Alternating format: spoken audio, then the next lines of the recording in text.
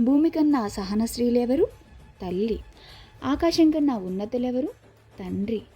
గాలి కన్నా వేగమైనది మనసు. వేగం వల్ల అభివృద్ధి పొందేది నది. త్యాగం వల్ల తృప్తి పొందేది జీవితం. ధర్మం నిలబడేందుకు కారణం కృషి. కీర్తి స్థిరపడేందుకు కారణం దానగుణం. స్వర్గం ఉండే తావు సత్యం. మనశ్శాంతికి మూలం తృప్తి. మనిషికి బలమైన శత్రువు తన కోపం. తీరని వ్యాధి పేరాశ. మనిషికి ఏది శోకం? అజ్ఞానం. జన్మకి ఏది కారణం? ఆశ. ఎవరు శాశ్వత నరకానికి చేరుకుంటారు? ఉండి కూడా దానం చేయనివాడు. మనిషికి ఏది భాగ్యం? ఆరోగ్యం. ఏది కట్టడి చేస్తే విచారణ ఉండదు?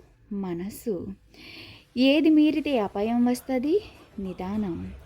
ఏది విడగలిగితే గొప్పవాడు? కామం. మనిషి ఎప్పుడు ఆత్మ సంతోషం పొందేది?